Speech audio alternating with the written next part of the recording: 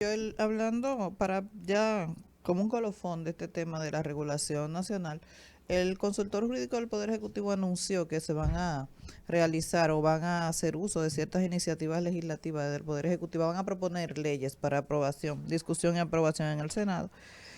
No establece la noticia cuáles serían esas nuevas leyes que serían propuestas, pero me parece interesante que el Poder Ejecutivo esté haciendo uso de esta facultad de proponer regulación nacional. Por lo mismo que dijimos, es decir, las sociedades son estáticas, existen lineamiento internacional y tenemos que irnos adecuando Yo estoy de para acuerdo. funcionar como Estado. Yo tengo en lo personal un gran afecto con el consultor jurídico del Poder Ejecutivo, pero al margen de eso tengo que reconocer que es un ser humano dedicado a su trabajo, es decir, Sí, consagrado Antoliano Toro. a lo que hace, es un técnico que hace su parte, es una persona ecuánime, no es una persona conflictiva, es una persona que cumple con su trabajo observando la ley. O sea que yo lo felicito de aquí y sé que en su gestión la consultoría jurídica hará un buen trabajo. La está haciendo. Y mire, don Antoliano, si usted está escuchando a Claro Joel, que sí, entonces que lo yo le escucho. voy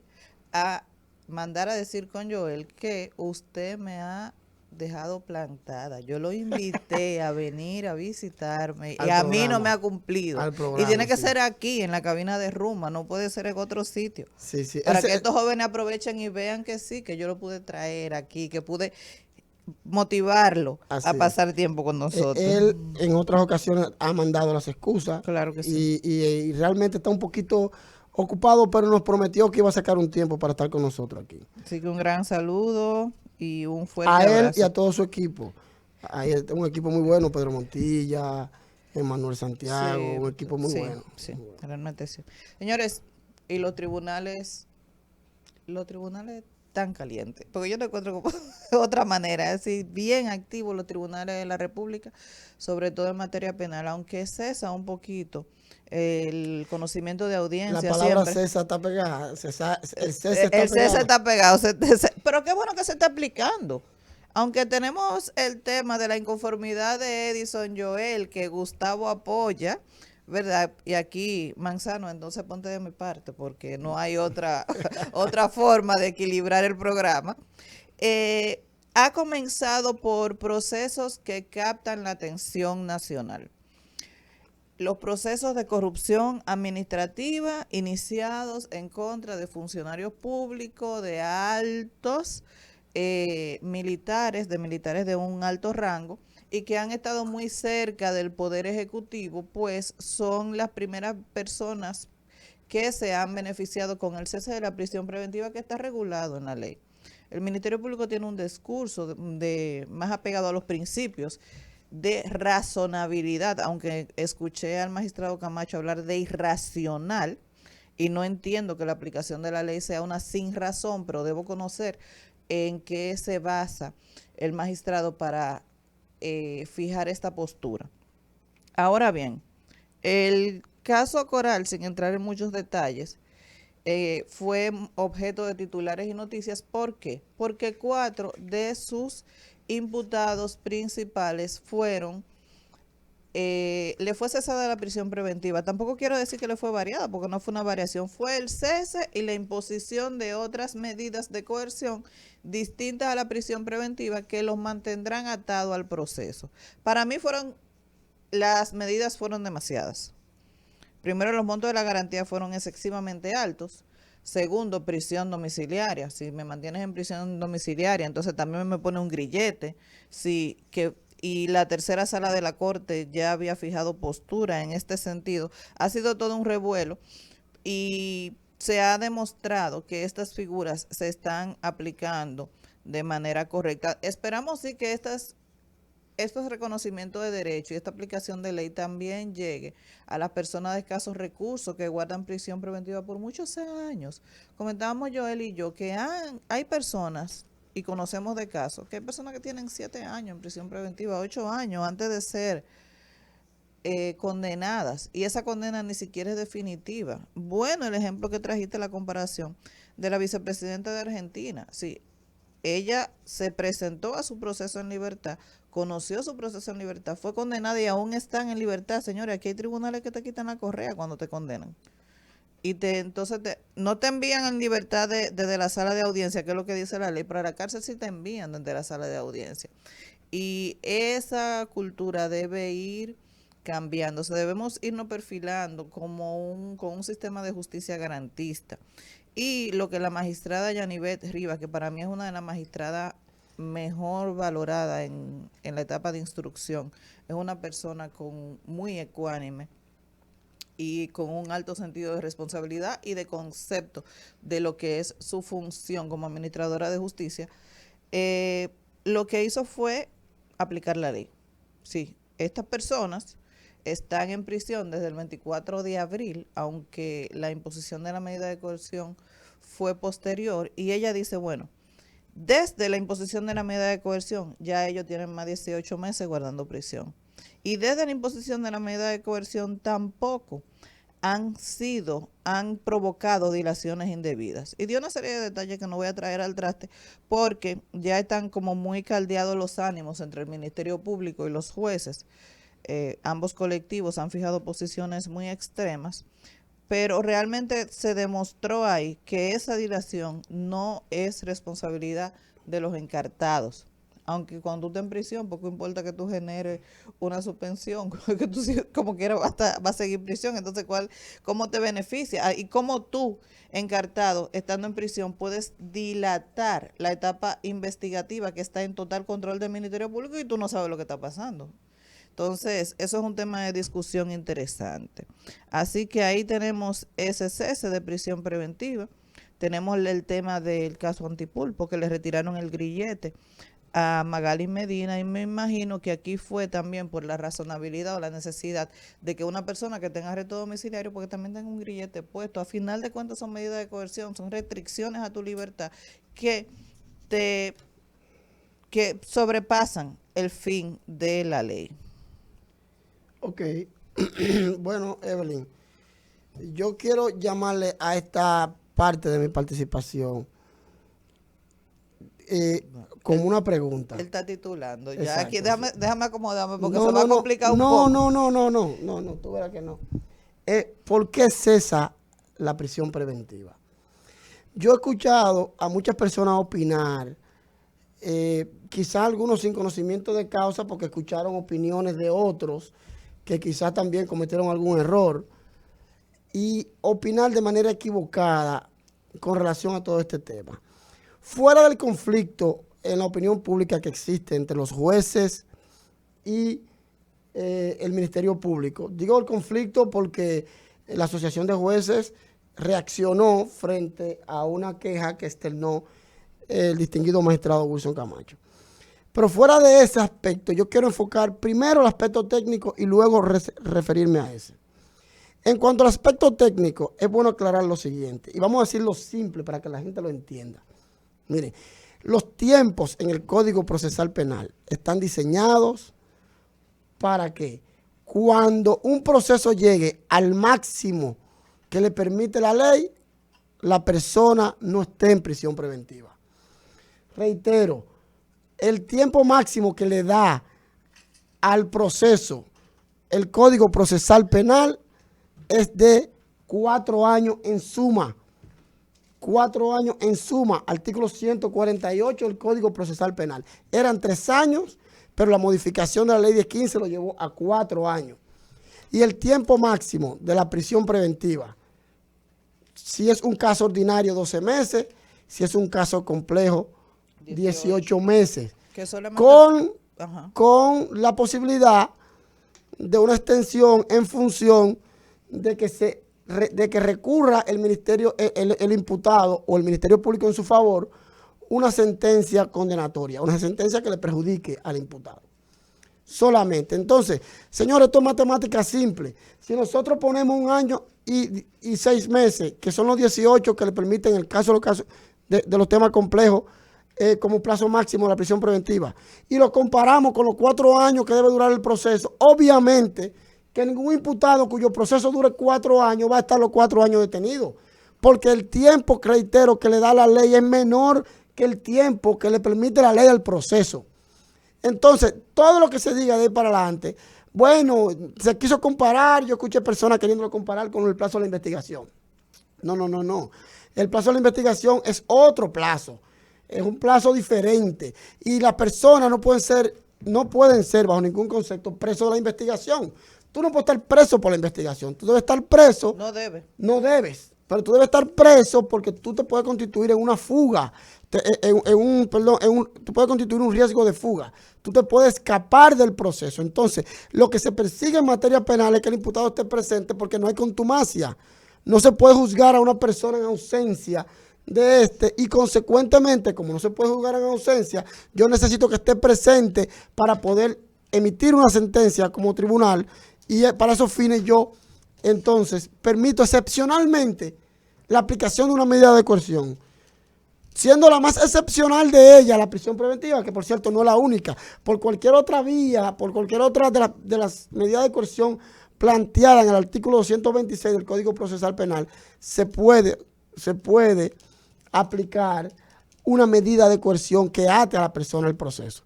Entonces yo traté aquí de hacerlo muy brevemente, simplemente de manera técnica. Ahora, ¿qué ocurre? ¿Por qué se pelean? ¿Por qué la molestia de Wilson Camacho? ¿Y por qué la reacción de los jueces? Para que la gente entienda. Porque la gente me preguntará, pero Joel, si al final todo el mundo sabe eso, que la prisión preventiva nunca va a alcanzar el proceso, además procesos de este tipo, que todos estamos de acuerdo que ni siquiera 4 años puede dar al traste. ¿Por qué? Porque son procesos complejos, nuevos, como lo hablamos ahorita, porque la persecución de la corrupción a este nivel es nuevo, porque son procesos cuya investigación se está haciendo a delitos inteligentes. ¿Qué quiere decir esto, delitos inteligentes? Que en la medida que se va cometiendo el delito, se va preparando borrar las huellas de su comisión. Entonces, para el Ministerio Público perseguirlo es más difícil que un delito ordinario, porque en materia de corrupción, el imputado, ¿verdad? El corrupto, el infractor, en la medida que va cometiendo la corrupción, va evadiendo la persecución futura de ella. Entonces, basado en eso, es imposible que el tiempo de un proceso de este tipo, de delito inteligente, sea igual que el de una bofetada que le dan a una persona y que obviamente aquí el rastro está en el golpe, en un certificado médico. Aquí el tema de las auditorías. Además, señores, que vamos a estar claros, aquí hubo que intervenir a la Cámara de Cuentas. Es decir, había un tema con las auditorías que eran necesarias para el Ministerio Público poder perseguir su caso. No estoy justificando la reacción de uno ni de otro. Estoy diciendo de por qué es tan complejo este tipo de casos nuevos. Además de que el personal de la Procuraduría, por más que sea, que son muchos, son pocos versus a la cantidad de casos que tienen y la cantidad de imputados y procesos que se llevan a cabo. Sí, pero como tú bien apuntas, se pueden ir borrando las huellas del delito en la medida que se cometen, porque son delitos, digamos, de actuaciones continuas. Porque tú cometes el acto, si te genera un beneficio, ocultas ese beneficio, borras el rastro de ese dinero, te ocupa de que no sea detectable, una serie de situaciones, pero también esto puede trasladarse al momento de la investigación y eso sí debe ser tomado en cuenta al momento de la imposición de la medida de coerción. Ahora, lo que no puede es o no debe ser generalizado, es decir, porque hay una posibilidad de que esta persona afecte la investigación porque pueda desaparecer pruebas. Ok, explícame cómo esa persona va a desaparecer esas pruebas, cómo lo puede hacer y cuáles son las posibles pruebas que van a desaparecer. Y esos son detalles que se han ido acomodando en la medida que se han ido presentando nuevas investigaciones relacionadas con la corrupción. Ahí va. Y continúo ahora con el aspecto ya no tan técnico. Te decía primero de ley y te cité los artículos 148, te habla del plazo máximo de la duración del proceso, el 241 te habla del plazo máximo de la prisión preventiva, es verdad, y el 242 te habla de la excepción de los 6 meses. El 260 me parece, te habla de 69 creo, te habla de los plazos que se amplían en materia de 370, perdón, de los plazos que se amplían en materia de caso complejo. Complejidad. Entonces, señores, leer estos artículos te va a dar como lógica el resultado de que ningún proceso que dure 4 años, la persona puede durar 4 años preso. Entonces, si ya lo sabemos, ¿por qué entonces hacemos un revuelo con esto? Bueno, les voy a explicar por qué. Miren, mis amigos. ¿Y cómo tú sabes? ¿Qué? ¿Por qué se hace revuelo? Te voy a explicar ahora por qué hay un revuelo al respecto. Hay un revuelo ahora mismo, toda la prensa está hablando de esto. Vamos a ver si coincidimos primero, en el criterio. Primero vamos a describir qué es lo que está sucediendo. ¿Cuáles son las críticas que se hacen? Injustamente han querido imputarle al Ministerio Público de que no hace las cosas en el tiempo. Acabamos de explicar que el proceso no ha acabado, que el proceso como máximo dura 4 años y que excepcionalmente, y ahí sí hay jurisprudencia al respecto, cuando inclusive la propia ley lo establece, que si se ha extendido por causas diferentes al propio Ministerio Público como maniobra de los imputados para procurar aprovechar este plazo y salir inocente, entonces pudiera el juez, atendiendo a estas condiciones, extender el plazo. Pero es el del proceso, el del 4 años, el de la prisión preventiva, 6 meses o 18, si es complejo o no, es diferente, completamente diferente. Entonces, ¿qué quiero decir con esto? Que aquí no hay una falta al Ministerio Público en cuanto al tiempo del proceso. No la hay porque el proceso no ha muerto, el proceso sigue vigente y el Ministerio Público lo único que tiene que seguir su caso y el proceso con la persona en libertad. Entonces, ese argumento de que el Ministerio Público no lo hizo en tiempo, y este tipo de casos, el Ministerio Público no iba a conseguir una condena en 1 año y 6 meses. No lo iba a conseguir, porque el tipo de caso de que se trata. Eso es número 1. Número 2, que el Ministerio Público es populista. Bueno, vamos a ver. El populismo que se le quiere indilgar al Ministerio Público es por la declaración que ha hecho el magistrado Wilson Camacho. Y que previamente había hecho la magistrada Jenny un tuit que se criticó mucho en su momento también, hablando de los jueces y de la cultura de la corrupción y algo parecido. Sí, ¿no? sí, pero ¿Cuál fue la palabra? Porque vamos a llamar la cosa por su nombre. El populismo, y no es que se le quiera endilgar, es que aquí desde hace muchos años se ha querido traducir la administración de justicia como un error de los jueces. Así que los jueces aplican la ley, lo quieren hacer ver, quieren crear la percepción de que los jueces quieren afectar el trabajo del Ministerio Público, y tú y yo sabemos que no es así. No, yo estoy de acuerdo, pero ahí voy. Entonces, ese populismo, míralo por otro lado. No, por ahí que te viene. voy a explicar el qué se le está imputando a los jueces. Primero, de los jueces. Ya dijo el Ministerio Público cuál es su punto.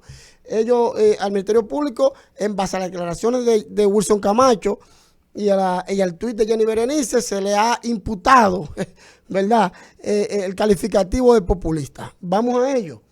Ahora, ¿qué pasa con los jueces? Los jueces se han expresado, y yo voy a decir algo en favor de los jueces.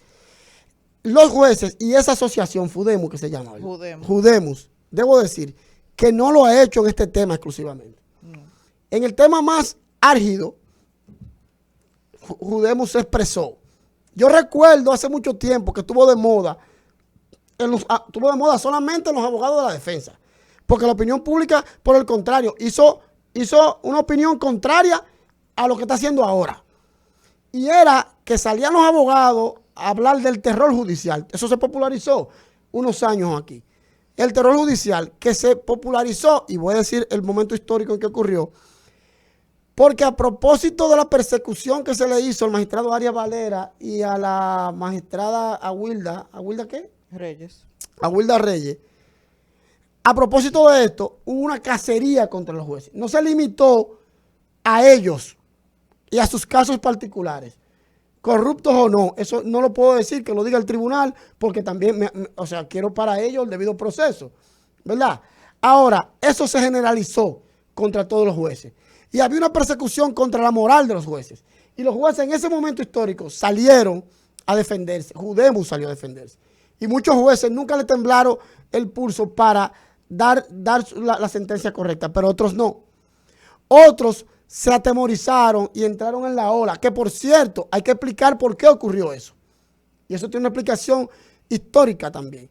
Lo que ocurrió en ese momento fue, entre otras cosas, sin entrar en el detalle de los procesos, es que el Ministerio Público de entonces debió recurrir la sentencia que absolvió a Félix Bautista y no lo hizo. Y al no hacerlo, tenía una información en la mano sobre una situación de jueces que tenía de hace tiempo en la mano y aprovechó ese momento para distraer la opinión pública de una falta del Ministerio Público de aquel momento. Pero no es una falta siempre que la información sea real o no. Y esa parte yo no se la voy a discutir. puede tener razón, si la tiene, digamos, o no la tiene, no sé. Pero lo importante aquí es, ¿por qué lo hace? No fue por ningún amor a la patria. Es para evitar tener el foco de la opinión pública en él por no haber recurrido la decisión de Félix Bautista, que entonces crea una opinión pública generalizada en contra de todos los jueces por un caso específico. ¿Y qué ocurre? Ha permanecido en el tiempo la intención de querer presionar la administración de justicia por medio de ese tipo de situaciones. Pero en ese tiempo era popular, aquí voy. En ese tiempo era popular. Pero era popular, Joel, perdóname, pero era popular porque la propia primera línea de poder del Poder Judicial, valga la redundancia, lo permitía. Y se asociaba con esa, la del Ministerio Público, que perseguía a los jueces. Pero ¿qué ocurrió ahí? Entonces, espérate, a mí lo que me preocupa es el rastro de que todavía estamos criticando a los jueces y no estamos criticando la decisión, porque si no es populismo, sal con la decisión y dime por qué esa decisión no procede. No, pero ahí voy. Entonces quiero, dicho este plano histórico, decir que en ese intervalo hubo, y tú lo sabes, y todo el que ha ejercido lo sabe, múltiples decisiones donde se ignoraba el plazo máximo de la prisión preventiva. Múltiples decisiones. De más de 10 años dando decisiones donde se ignoraba eso. Ahora, quiero decir algo en favor de los jueces, sobre todo de la magistrada Yanivet, es que se llama, y del otro magistrado, que estos jueces no participaron, nunca participaron en ese proceso histórico. Por lo tanto, a ellos, a título personal, nadie puede decir que estos jueces son malos o aplicaron mal la ley. No. Yo no estoy criticando a estos jueces. Y yo no quiero que se malentienda. Si tuviera que criticarlo, lo hiciera, no tengo problema.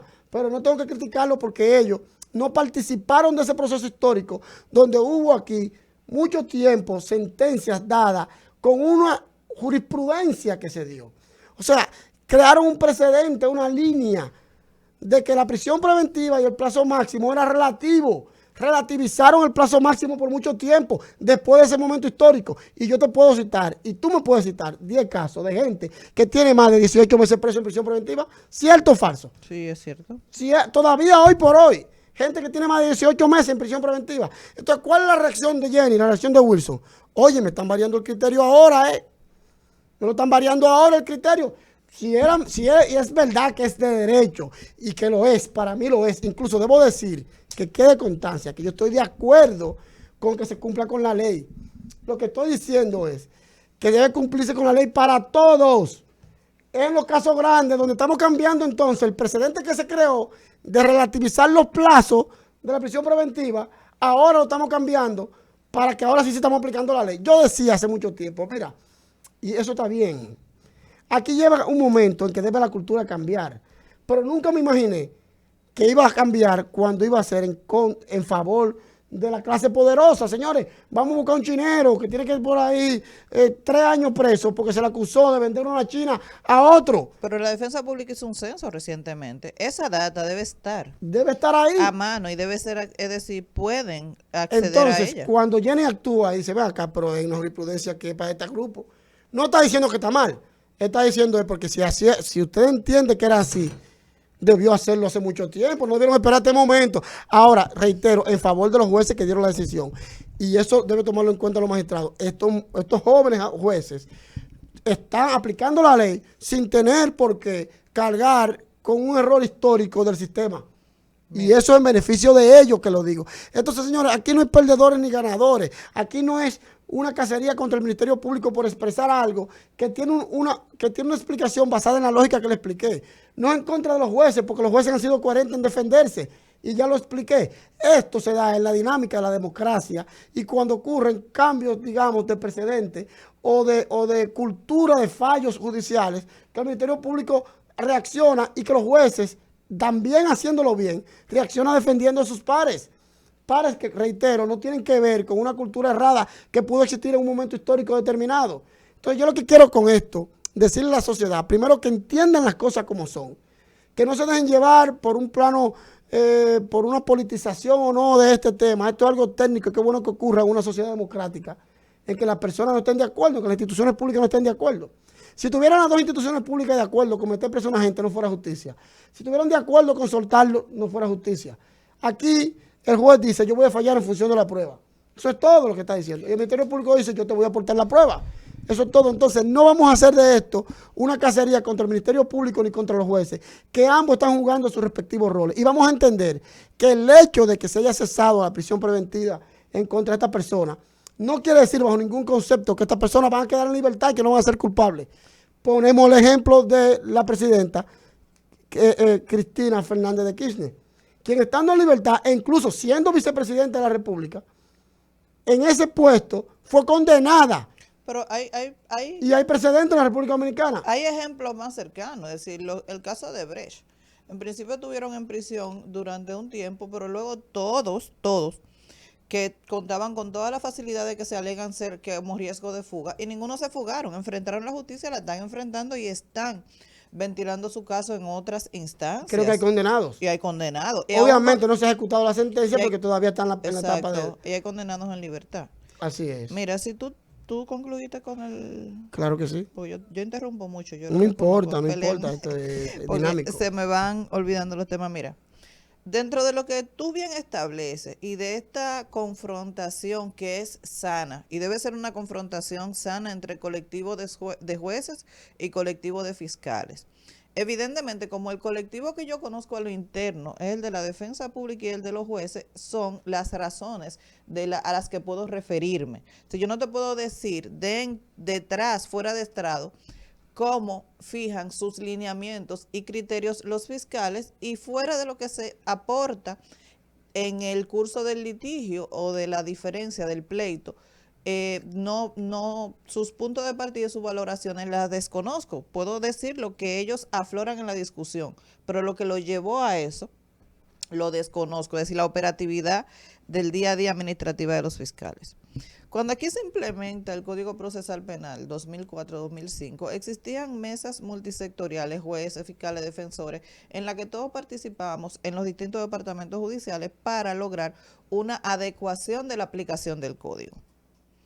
En el 2009 surgen algunos cambios que afectaron y de hecho se llevaron de plano esa dinámica multisectorial que había. No me voy a referir porque pudiera parecer algo personal, pero la historia está ahí y búsquela. Y ahí se comenzó con una especie de persecución en contra de los jueces que se normalizó y contó lamentablemente con el apoyo de las altas instancias del Poder Judicial en contra de su mismo colectivo. Los jueces sí eran perseguidos por las decisiones jurisdiccionales. Y hay muchos ejemplos, tampoco me voy a referir a eso y todos entenderán por qué, porque no quiero tampoco personalizar en modo alguno este comentario.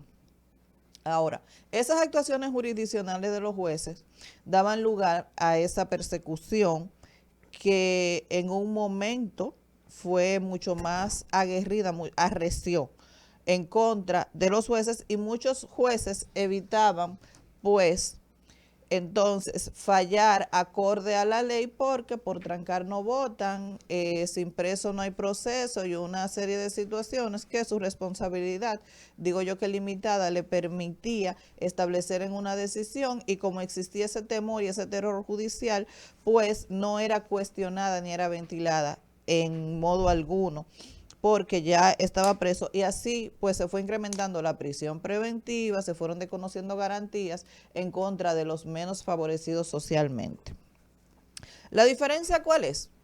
Que ahora hay un presidente de la Suprema Corte de Justicia que ha dicho claramente que nadie debería permanecer un día más en prisión una vez se haya cesado el tiempo máximo de prisión preventiva o haya cumplido su condena. Ah, pero espérate, o sea que es una decisión de Henry esto. O sea, es Henry que ha dicho... No, él está de acuerdo con que los jueces apliquen la ley en materia de prisión preventiva y reconozcan derechos, así que las cárceles no estén llenas. Y tú lo sabes porque Rafael Báez vino aquí y aclaró el plan de optimización. Yo estoy de acuerdo con eso, pero eso la ley lo dice, o sea, pero él lo está reiterando. Sí, él está y lo ha reiterado. En una actividad que yo estuve presente, él lo reiteró. Y reiteró también Jacinto Castillo que no se van a inmiscuir en las decisiones jurisdiccionales. Una estrella, Jacinto Castillo Moronta. Sí, ese señor. De Jacinto solo hay que decir cosas buenas.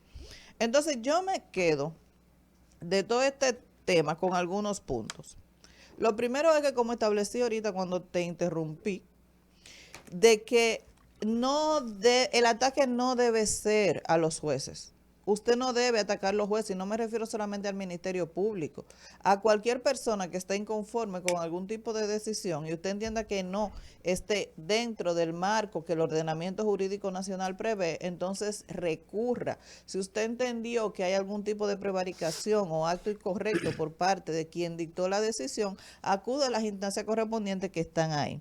Porque esto debilita la aplicación correcta de la ley y ha sido una situación a la que un ala de la parte del sujeto procesal le ha sacado partido.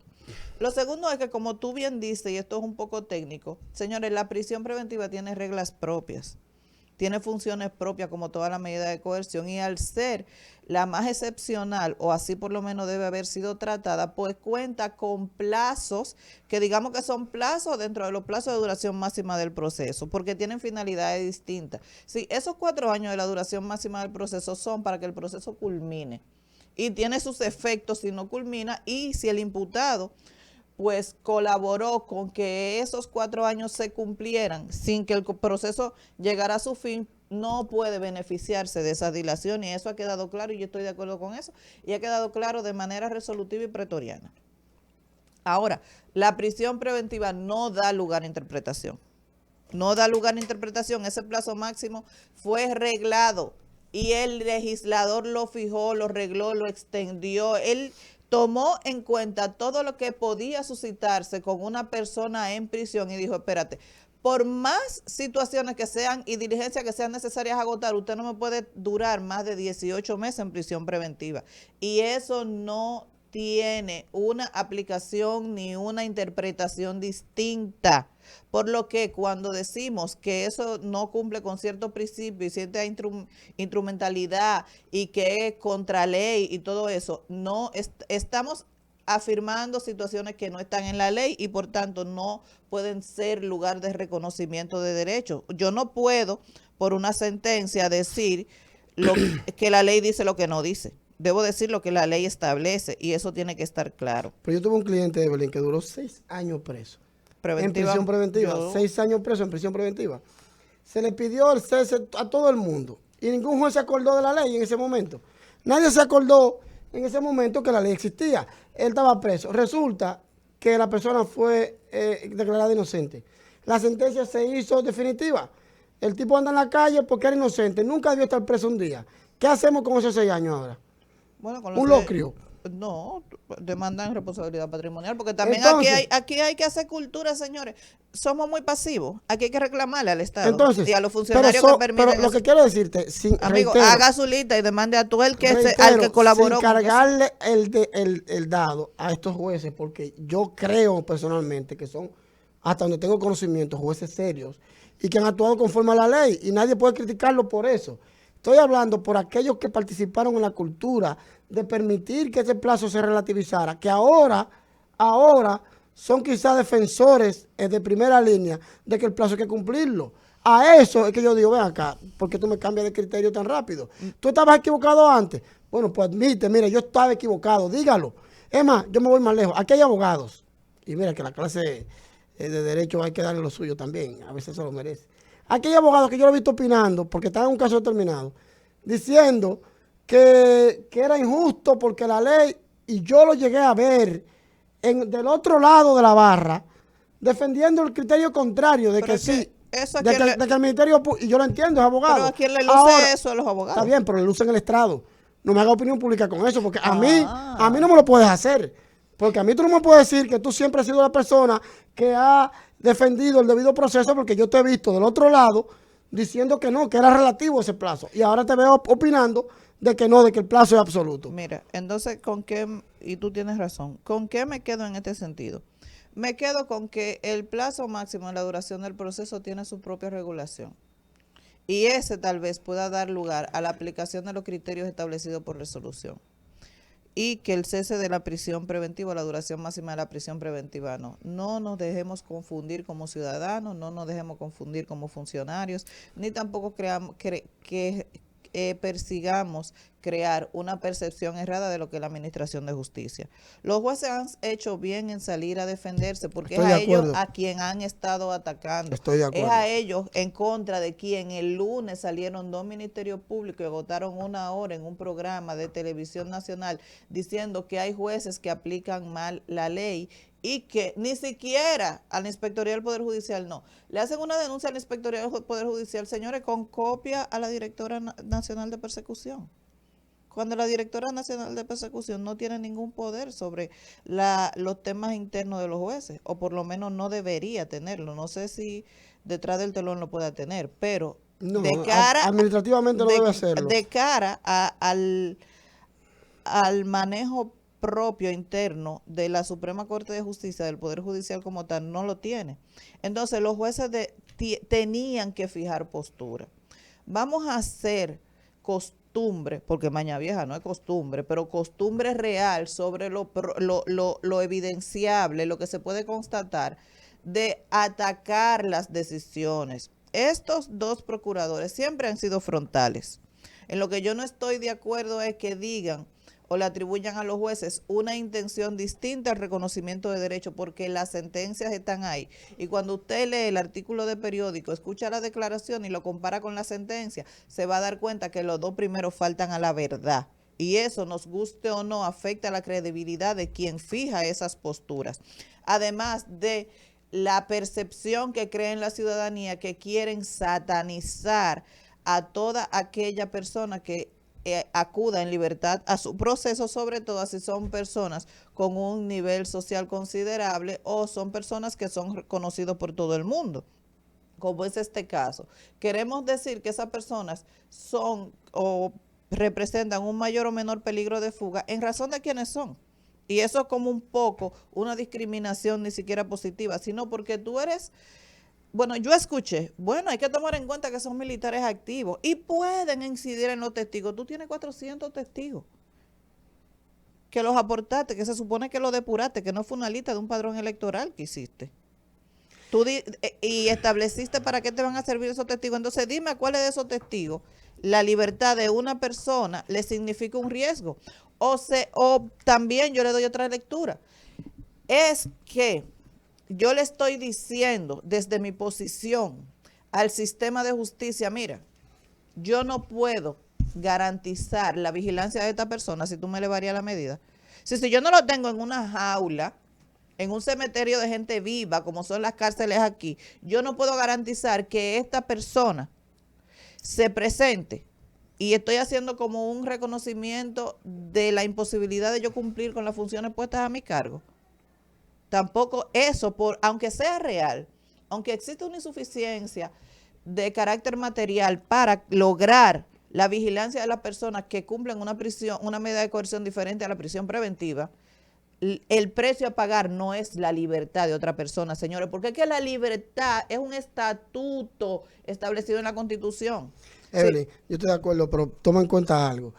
No es lo mismo, digamos, la condición de una persona que no solamente que ostentó poder, sino que ostenta poder, y la condición de una persona que no lo hace. Recuerda que, nos guste o no, la modificación de la ley 1015, del año 2015, obviamente, la ley 10 del año 2015, al artículo 134, introdujo dos elementos que fueron criticables y que incluso yo mismo pudiera criticarlos si fuera necesario, o los critico en puntos específicos.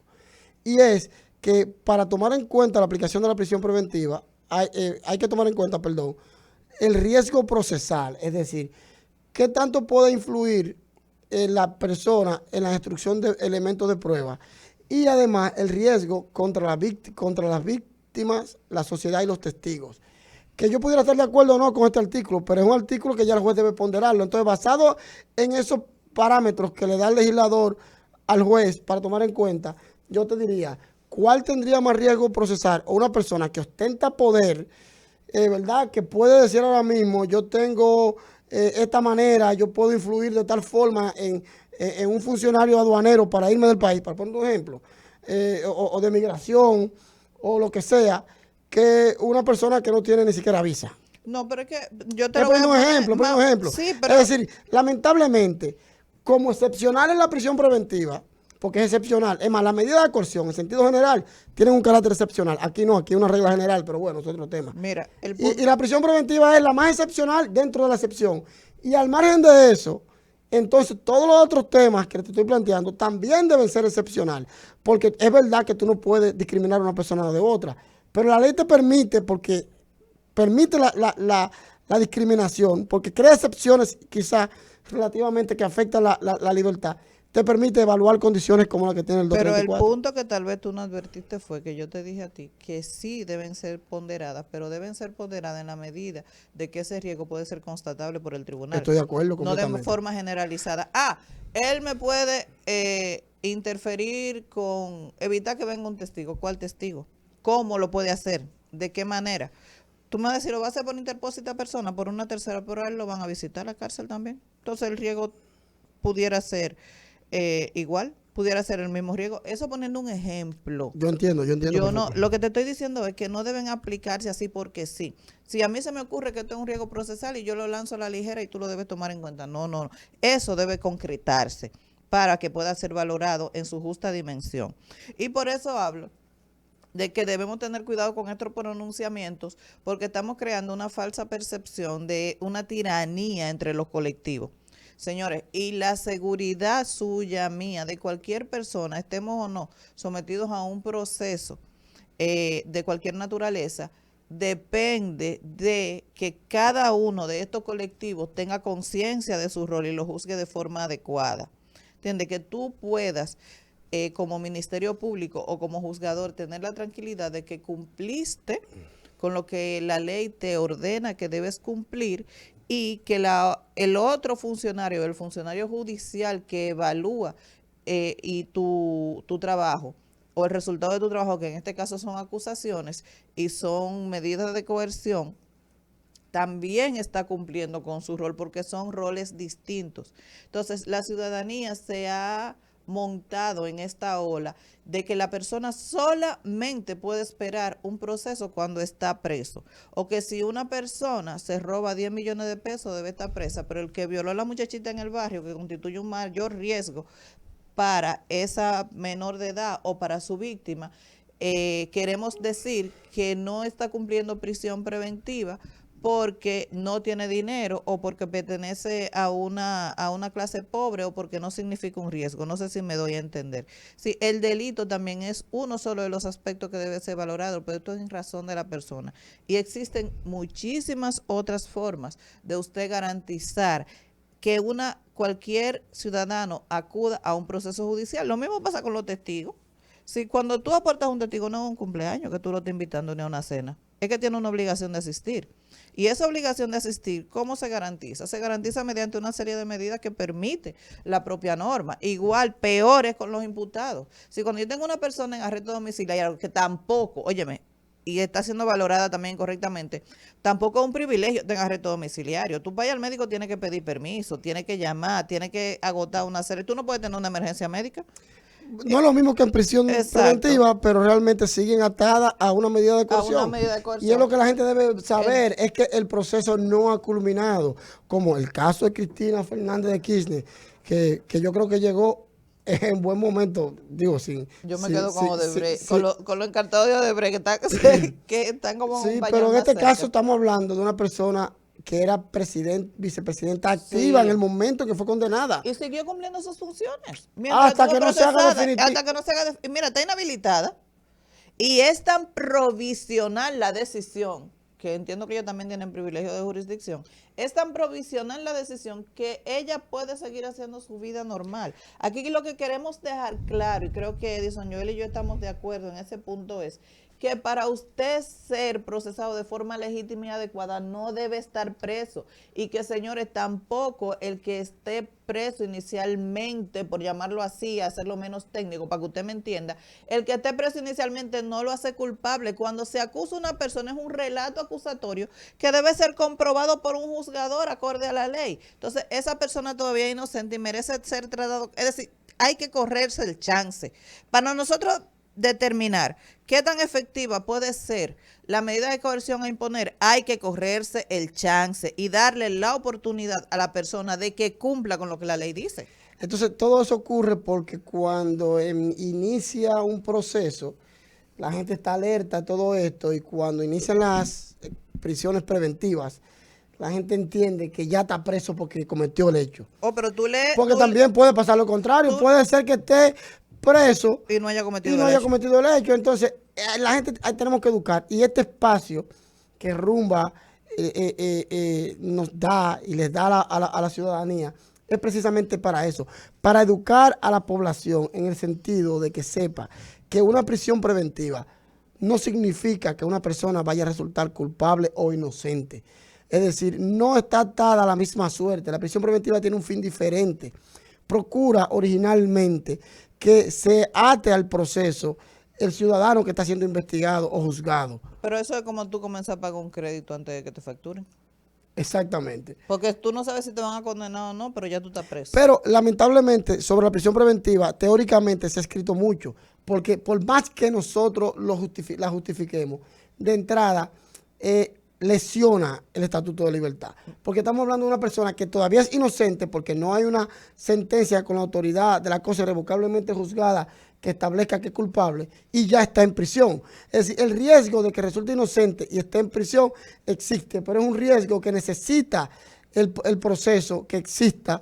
¿Por qué? Porque debe proteger la sentencia a intervenir. Por eso que es excepcional la prisión preventiva. Y todas las medidas. Señores, vamos a una pausa y vamos a hablar de soluciones alternas del conflicto en materia penal cuando regresemos. De acuerdo, ¿Te parece? de acuerdo.